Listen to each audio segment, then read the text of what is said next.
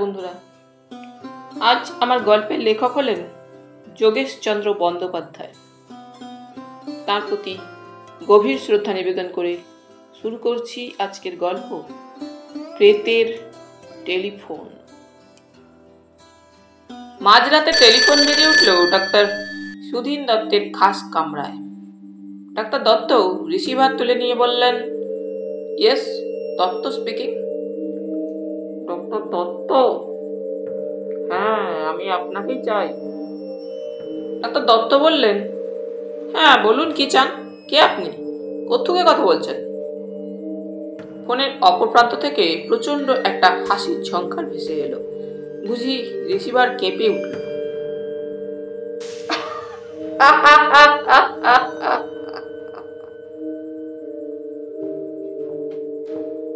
তারপর হাসির ঝংকার মিলিয়ে যেতে না যেতেই শোনা গেল, কে আমি জিজ্ঞাসা করছেন ডাক্তার দত্ত? কেন, আমার গলার আওয়াজে কি চিনতে পারছেন না? না তো। কে কে আপনি? ডাক্তার দত্তের কণ্ঠস্বরে মৃদু কম্পন। আবার সেই কণ্ঠস্বর।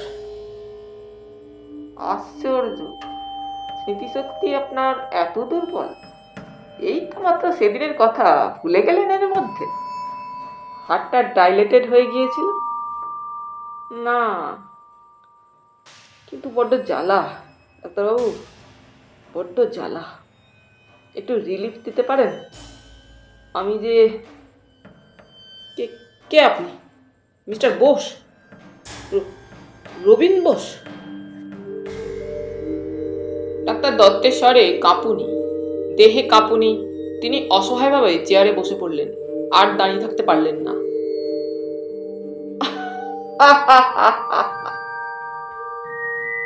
তীব্র হাসির আবার একটা ঝলক। শানিত ছুরির ফলার মতো সে হাসি ডাক্তার দত্তের বুকে বিঁধল। তিনি আর স্থির থাকতে পারলেন না। চট করে রিসিভার রেখে দিয়ে টেলিফোনের দিকে উদ্ভ্রান্তের মতো চেয়ে রইলেন। তার কপালে বিন্দু বিন্দু ঘাম দেখা দিল। ডাক্তার সুধীন দত্ত ভীরু নন, কিন্তু তাই বলে এমন একটা কেউ স্থির থাকতে পারে না। মিস্টার বোস, ওরিয়েন্ট ইঞ্জিনিয়ার্স কোম্পানির একমাত্র মালিক রবিন বোস, যিনি মারা গেছেন আজ 7 দিন মাত্র। তার মৃত্যুর পর তিনি আজ টেলিফোনে ডাক্তার দত্তের সঙ্গে কথা কইবেন এমনভাবে? এ কখনো সম্ভব হতে পারে? পরক্ষণে কি একটা সন্দেহ তার মনে জাগতেই তিনি আবার রিসিভার তুলে নিয়ে এক্সচেঞ্জ অফিসের সঙ্গে কথা কইতে শুরু করলেন। তিনি বললেন, হ্যালো, এইমাত্র আমার নম্বরের সঙ্গে কে কথা বলছিলেন? তার নম্বরটা দয়া করে জানাবেন কি? সাড়া এলো অপর প্রান্ত থেকে। কই, কেউ তো আপনার সঙ্গে কানেকশন নেয়নি। আজ ভোরবেলা 2টো নম্বর থেকে আপনার নম্বরের সঙ্গে কথা বলেছে বটে, কিন্তু তারপর আর কেউ তো আপনাকে ডাকেনি। কি বলছেন আপনি? বিস্মিত ও বিরক্ত হয়ে ডাক্তার দত্ত আবার বললেন, এই তো 5 মিনিটে নয় আমার সঙ্গে একজন কথা বলছিলেন। তাহলে মাফ করবেন স্যার, সে খবর আপনি ভালো জানেন। টেলিফোন এক্সচেঞ্জ তার কোনো খবর জানে না। প্রচ্ছন্ন বিদ্রুপের সঙ্গে জবাব এলো এক্সচেঞ্জ থেকে, আর সঙ্গে সঙ্গে কট করে একটা শব্দ হলো। অপারেটর রিসিভার রেখে দিলেন। ডাক্তার সুধীন দত্ত এবার যেন মৃত্যুর শীতল স্পর্শও তাঁর দেহে অনুভব করলেন। তৎক্ষণাৎ তাঁর খাস কামরার বাইরে দরজা থেকে টেনে দিয়ে পাশের ঘরে গিয়ে তিনি শুয়ে পড়লেন। স্ত্রী তার মুখে চোখে একটু অস্বাভাবিক ভাব লক্ষ্য করলেন। স্বামীকে তার কারণ জিজ্ঞাসা করলেন কয়েকবার, কিন্তু ডাক্তার দত্ত কোনো জবাব না দিয়ে ধূপ করে শুয়ে পড়লেন। পরদিন আবার সেই মাঝরাত্রি বালিগঞ্জের বিরাট এক প্রাসাদে সহসা টেলিফোন বেজে উঠল। পরলোকগত ইঞ্জিনিয়ার রবিন বোসের ভাইপো ইন্দু বোস এবাড়ির মালিক। ব্যারিস্টারি করে কোনো রকমে অতি কষ্টে তার সাহেবী ঠাঁট বজায় রেখেছিলেন। বাপ পিতামহের বাড়িখানি না থাকলে কত কষ্টই যে হতো কে জানে।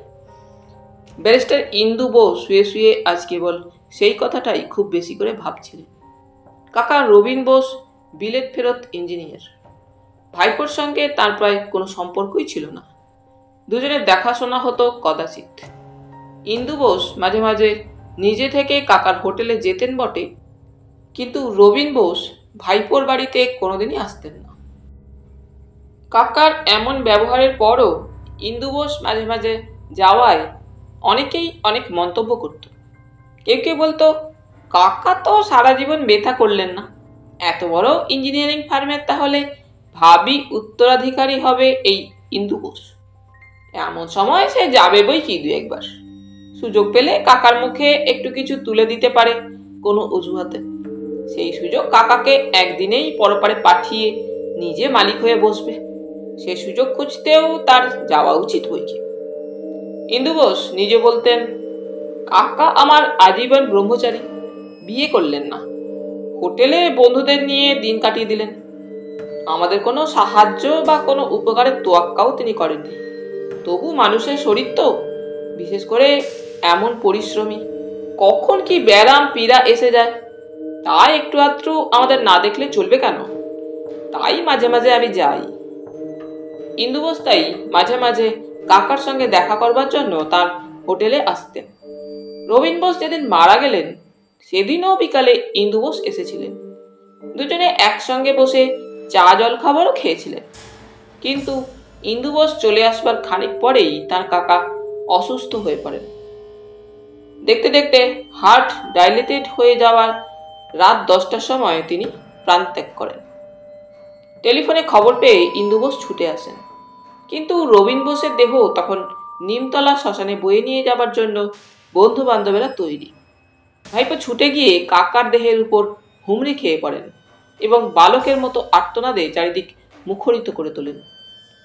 ডাক্তার সুধীন দত্ত তার শেষ চিকিৎসা করেছিলেন, কিন্তু শত চেষ্টাতেও তিনি তাকে বাঁচাতে পারলেন না।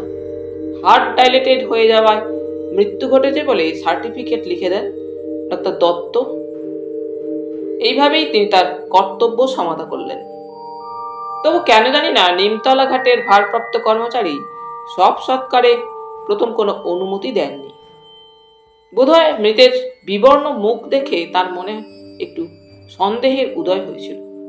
যা হোক, অবশেষে প্রধানত ব্যারিস্টার ইন্দু বোসের ব্যক্তিগত আধিপত্যে ও অনুরোধে কাজটি সহজ হয়ে গেল।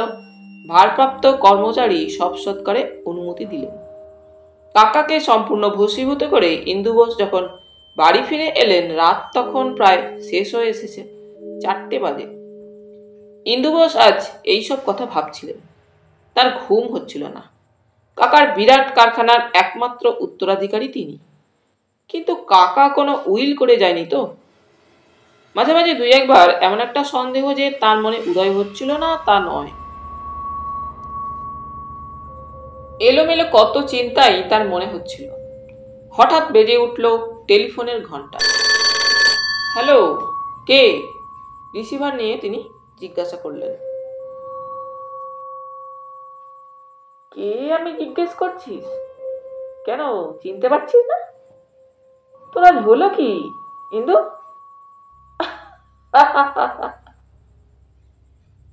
কে কে আপনি? কাকাবাবু? আপনি কাকাবাবু কথা বলছেন? ইন্দু বোস স্পষ্ট বুঝলেন কাকা পরলোক থেকে কথা বলছেন টেলিফোনে, কিন্তু এমন ব্যাপারও কি সম্ভব? তার সর্বাঙ্গ থরথর করে কাঁপতে লাগলো। টেলিফোনের অপর প্রান্ত থেকে আবার কথা শোনা গেল।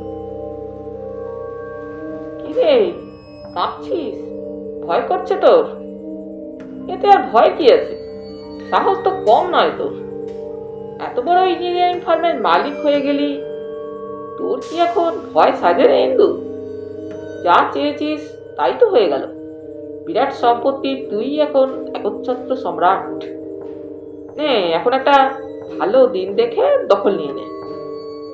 ইন্দু বোস আর সহ্য করতে পারলেন না। বালকের মতো সজল চোখে চিৎকার করে তিনি বললেন, কিন্তু এ তো আমি চাইনি কাকাবাবু। আমি তো আপনার বিষয় সম্পত্তির ওপর কিছুমাত্র লোভ রাখিনি। হঠাৎ এ কি হলো কাকাবাবু? আবার একটা প্রচন্ড হাসি।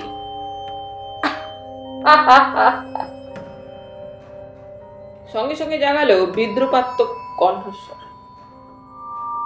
কি হলো জানতে চাস? কেন, হার্ট ডাইলেটেড? যা গিয়ে ডাক্তারকে জিজ্ঞেস কর হার্ট ডাইলেটেড মানে কি। বিকেলবেলা একসঙ্গে সবার খানা পিনা হলো, সবারই হাত ঠিক রইল না শুধু একজনের।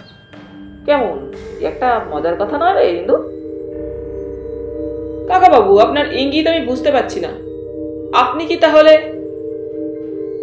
ব্যারিস্টার ইন্দু বোসের কথা সম্পূর্ণ হলো না। আবার একটা প্রচন্ড হাসির ঝংকারে তার কান যেন বধির হয়ে গেল।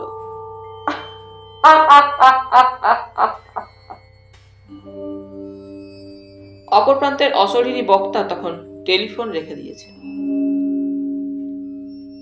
ইন্দু বোসও এক্সচেঞ্জ অফিসকে ডেকে তখনই বক্তার টেলিফোন নম্বর জানবার চেষ্টা করলেন। তারও সন্দেহ হয়েছিল, কি জানি যদি বা কারো কোনো চালাকি হয়ে থাকে, না হলে নিজের হাতে যাকে পুড়িয়ে ছাই করে এসেছেন সে কখনো টেলিফোনে কথা কয়? এক্সচেঞ্জ অফিস বিস্ময় প্রকাশ করে জানালো, কই সারাদিনে কেউ তো আপনার নাম্বার চায়নি। উপর্যুপরি দু রাতের ঘটনা বিজনবাবুও শুনলেন। বিজনবাবু ছিলেন মৃত রবিন বোসের বাল্য বন্ধু, সহপাঠী এবং ম্যানেজার। ইঞ্জিনিয়ার রবিন বোস বিশিষ্ট বন্ধু বিজন সেনকে তার কারখানার ম্যানেজার করে বন্ধুত্বের পুরস্কার দিয়েছিলেন এবং বাসও করতেন দুজনে একসঙ্গে একই হোটেলে, একই কামরায়। দুজনে এত ভাব ছিল যে রবিন ও বিজনের বন্ধুত্ব প্রায় প্রবাদের মতো সুপরিচিত হয়ে উঠেছিল। অসুখে বিসুখে একে অন্যের এমন ধারা সেবা শুশ্রূষা করতেন যে ডাক্তার নার্সরা পর্যন্ত বিস্ময় বোধ করত। সেদিন বিকেলে চা জল খাবার খেয়ে খানিকটা পরেই মিস্টার রবিন বোস যখন সহসা অসুস্থ হয়ে পড়লেন, বিজনবাবু তখন একেবারে হতভম্ব। ব্যারিস্টার ইন্দু বোস তার একটু আগেই চলে গিয়েছেন, কাজেই বিজনবাবু বুঝতে পারলেন না তিনি এখন কি করবেন। রবিন বোস তখন যন্ত্রণায় বুক চেপে ধরে ছটফট করছে। এমন অবস্থায় বিজনবাবু তাকে একা ফেলে যানই বা কেমন করে? যা হোক, অবশেষে হোটেলের অপর একটি বন্ধুকে বলে কয়ে ডাক্তার সুধীন দত্তের কাছে পাঠিয়ে দেন। ডাক্তার দত্ত দেখে শুনে অভিমত প্রকাশ করলেন, কোনো কারণে হার্ট ডাইলেটেড হয়ে গেছে, এখন আর তার কিছু করার নেই, ঘন্টাখানেক আগে হলে চিন্তা করা যেত। কথাটা শুনে অবধি বিজনবাবুর সে কি অনুশোচনা, কারণ রবিনবাবুর অসুস্থ হওয়ার লক্ষণ তো অনেক আগেই প্রকাশ পেয়েছিল। কিন্তু বিজনবাবু তার বন্ধুকে একা ফেলে কেমন করে যাবেন? শুধু এই ভাবনায় কিং কর্তব্য বিমূঢ় হয়ে নষ্ট করেছেন অনেকটা সময়। ডাক্তার সুধীন দত্তের কথা শুনে বিজনবাবু নিজেকে অপরাধী মনে করে সেদিন যেভাবে ফুপিয়ে ফুপিয়ে কেঁদেছিলেন, অমন কান্না বুঝি নিজের ভাইও কখনো কাঁদে না। বন্ধুর মৃত্যুর পর থেকেই বিজনবাবু যেন একেবারে নির্বাক হয়ে গেছেন। কোনোদিন আহার করেন, কোনোদিন করেন না। কেবল নির্দিষ্ট সময়ে কারখানায় যাওয়াটা তার ঠিক বাঁধা আছে, কিন্তু সেখানে গিয়েও তিনি প্রকৃতস্থ থাকতে পারেন না। এখানে সেখানে বন্ধুর স্মৃতি, এমনকি তার হাতে লেখা সামান্য কাগজটুকু দেখলেও তিনি বালকের মতো কেঁদে ওঠেন। ডাক্তার সুধীন দত্ত হোটেলের সকলকে বলেছেন, শখটা বড্ড লেগেছে ভদ্রলোকের, এই অবস্থায় অনেকে পাগল হয়ে যায়, কারো কারো পক্ষে আত্মহত্যা করাও অসম্ভব নয়, আপনারা ওকে একটু চোখে চোখে রাখবেন। উপর্যুপরি দুটো রাত ডাক্তার সুধীন দত্ত ও ব্যারিস্টার ইন্দু বোসের বাড়িতে যেভাবে মৃত রবিন বোসের বিদেহী আত্মা টেলিফোনে কথা কয়ে গেছে, সে খবর বিজন সেনও শুনতে পেলেন। ডাক্তার দত্ত ও ইন্দু বোস নিজেরাই এসে সবিস্তারে তাকে বলেছিলেন, আর তাদের দুজনের কথা থেকেই বিজনবাবু মনে এই সন্দেহ বদ্ধমূল হয়েছে যে তার বন্ধুটির মৃত্যু তাহলে বুঝি স্বাভাবিকভাবে হয়নি। মৃত রবিন বোসের প্রেতাত্মা নিজেই নাকি এমনি কোনো ইঙ্গিত দিয়ে গেছে। ডাক্তারি অভিমত হার্ট ডাইলেটেড কথাটার উপরই নাকি বিদ্রুপ করেছে বড্ড বেশি। কথাটা শুনে রাগে ও দুঃখে বিজনবাবুর চোখ মুখ লাল হয়ে ওঠে। যা হোক, তবু যথাসাধ্য নিজেকে সংযত করে এই কথাই তিনি হোটেলের বন্ধুদের বলেছিলেন, এদের কথাগুলো যদি সত্য হয় তাহলে এর একটা প্রতিকার হওয়া উচিত। কিন্তু আমি আশ্চর্য হচ্ছি এই ভেবে যে রবিন যদি কোনো ষড়যন্ত্রের ফলেই মারা গিয়ে থাকে, মানে রবিনের মৃত্যু যদি আসল হয়ে থাকে হত্যাকাণ্ডে, রবিনের আত্মা তাহলে আমার সঙ্গে কথা কয় না কেন? সম্ভবত এ বিষয়ে আমি সাহায্য করতে পারি সবচেয়ে বেশি। আরো দুটো রাত বিনা ঝঞ্ঝাটে কেটে গেল। বিজনবাবু যেন রোজই শুয়ে শুয়ে তার মৃত বন্ধুর টেলিফোনের আহ্বান প্রতীক্ষা করে রাত কাটান। অবশেষে রাত 2টোর সময় একদিন তাঁরই হোটেলে টেলিফোন বেজে উঠল। ম্যানেজার রিসিভার তুলে সাড়া দিতেই জবাব হলো, মিস্টার বিজন স্যারকে ডেকে দিন প্লিজ, ওটা জরুরি। টেলিফোনে ডাকছে খবর পেয়েই বিজনবাবু ছুটে এলেন। কম্পিত স্বরে রিসিভার তুলে নিয়ে বললেন, হ্যালো, বলুন, আমি বিজয় সেন। ও বিজন, এসেছো? এত শিগগির আসতে পেরেছ?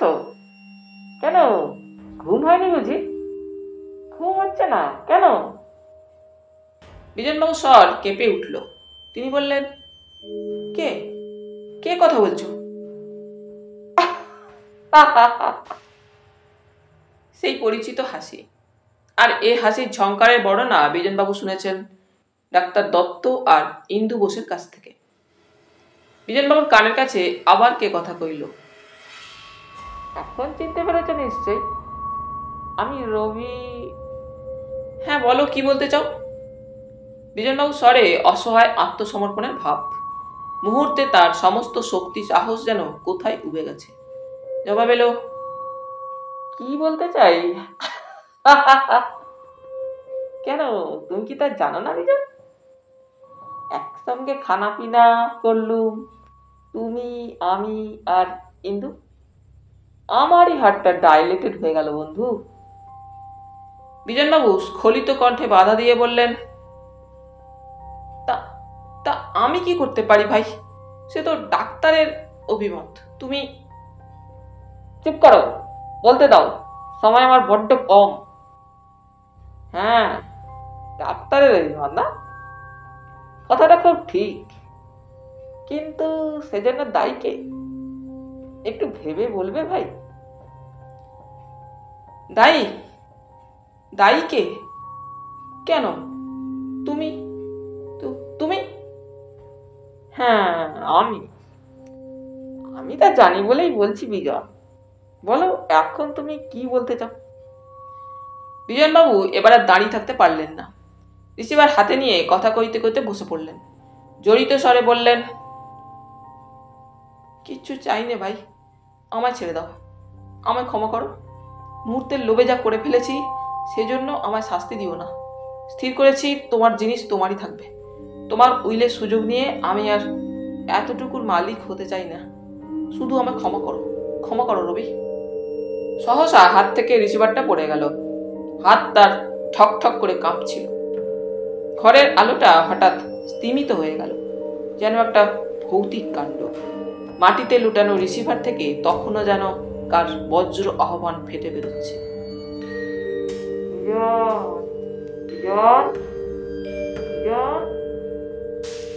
বিজন সেন জ্ঞান হারিয়ে মুহূর্তে ভূমিতে লুটিয়ে পড়লেন। জ্ঞান যখন হলো তখন দেখলেন তার চারিদিকে সশস্ত্র পুলিশের দল। তাদের পুরোভাগে ইন্সপেক্টর হেম রাহা আর এক কোণে বসে আছেন বিখ্যাত ডিটেকটিভ প্রদীপ মিত্র। বিজনবাবুর জ্ঞান হয়েছে দেখে মৃদু হেসে প্রদীপ মিত্র এগিয়ে এলেন এবং বিনম্র কণ্ঠে বললেন, ছি বিজনবাবু, শেষকালে রবীন বোসকে বিষ দিয়ে মারবার অপরাধে আপনাকেই গ্রেপ্তার করতে হলো। উদার হৃদয় রবীন বোস মাত্র মাসখানেক আগে আপনার মতো একজন বন্ধুকে নিতান্ত বিশ্বস্ত এবং হিতৈষী মনে করে উইলে তার মৃত্যুর পর আপনাকেই তার কারখানার মালিক করেছিলেন, কিন্তু আপনি এমন ব্যবহার করলেন তার সম্পত্তির লোভে। ছি ছি, অল্প কয়েকদিনের ব্যাপার হলেও এরই মধ্যে পুলিশকে আপনি কম হয়রান করেননি। প্রথমে ডাক্তারকে সন্দেহ হলো, কিন্তু তার কি স্বার্থ? তবু তাকে একটু নেড়ে ছেড়ে দেখলুম ভৌতিক টেলিফোনের ব্যবস্থা করে। তারপর নেড়ে দেখা হলো ব্যারিস্টার ইন্দু বোসকে, কারণ কোনো উইলের অস্তিত্ব না থাকলে রবীন বোসের মৃত্যুতে তিনি হলেন একমাত্র স্বার্থবান ব্যক্তি, ভাবী উত্তরাধিকারী। তাছাড়া সরল বিশ্বাসে সেদিন কাকার সঙ্গে তিনি শেষ খাওয়া খেয়ে গেছেন। তারপর শ্মশান ঘাটে ভারপ্রাপ্ত কর্মচারী প্রথম সৎকারে অনুমতি দিতে চায়নি। যা হোক, ইন্দু বোস তার সরল বিশ্বাসে ও কর্তব্যবোধে করেছিলেন, তাই তাকে সন্দেহভাজন করে তুলেছিল। কিন্তু ভৌতিক টেলিফোনের জবাবে তিনি যেভাবে কথাবার্তা কইলেন তাতে বুঝতে বাকি রইল না যে কাকার মৃত্যু তিনি কোনোদিনই কামনা করেননি। এরপর প্রয়োজন হলো বিজনবাবু আপনাকে পরীক্ষা করা। কলকাতা টেলিফোন কোম্পানি অবশ্য পুলিশ কমিশনের অনুরোধে আমাদের সব রকম সুযোগ দিয়েছিলেন। যে কোনো লোকের টেলিফোনের সঙ্গে রেকর্ড থাকতো না। আপনার সঙ্গেও তেমনিভাবে আমি কথা শুরু করি। আপনি তো অপরাধ একরকম স্বীকারই করে ফেলেছেন, আর সেই স্বীকারোক্তি মেশিনের সাহায্যে বেমালুম রেকর্ড হয়ে গেছে বিজনবাবু। কাজেই এখন আর আপনার পিছুবার উপায় নেই। হোটেলের ম্যানেজার বাবুকে আমাদের অশেষ ধন্যবাদ। আজ পুরো রাতটার জন্য আমরা তার অফিস ঘর দখল করেছিল, গোপনে বন্দোবস্ত করে। আর আমাদের আন্তরিক ধন্যবাদ জানাচ্ছি এই হোটেলেরই অপর এক মেম্বার মদন বাবুকে। রবীন বোসের সবের সঙ্গে যারা শ্মশানে গিয়েছিলেন, মদন বাবুও ছিলেন তাদের একজন। রবীনবাবুর বিবর্ণ মুখ দেখে তারও সন্দেহ হয়েছিল। তারপর দেহ ভস্মীভূত হয়ে গেলেও পুলিশকে তিনি তার সন্দেহ গোপনে জানিয়ে কর্তব্য পালন করেছেন। মদন বাবুর সাহায্য, টেলিফোন কোম্পানির সাহায্য আর এই হোটেলের ম্যানেজার বাবুর সাহায্য না পেলে এবং তারা সমস্ত ব্যাপারটার গোপনীয়তা রক্ষা না করলে আজও আপনি নিশ্চিত থেকে যেতেন বিজনবাবু। যে কৌশল আপনি অবলম্বন করেছিলেন আর রবীন বোসের মৃত্যুর পর যে অভিনয় করেছিলেন তা খুব চমৎকার হয়েছিল, এ কথা সকলে মুক্তকণ্ঠে স্বীকার করবে। যাই হোক, আপনার এখন জ্ঞান হয়েছে, অনেকটা সুস্থ হয়েছেন। এখন সজ্ঞানে সুস্থ শরীরে হাতকড়িটা পরে নিন মিস্টার সেন। ইন্সপেক্টর রাহা, আপনি আপনার কর্তব্য পালন করুন। খুনি আসামিকে কখনো হাতকড়ি ছাড়া রাখা উচিত নয়। ইন্সপেক্টর রাহা একজোড়া হাতকড়ি নিয়ে বিজনবাবুর দিকে এগিয়ে এলেন। বিজন সেনের চোখের সামনে থেকে পৃথিবীর আলো তখন বিলুপ্ত হয়ে গেছে।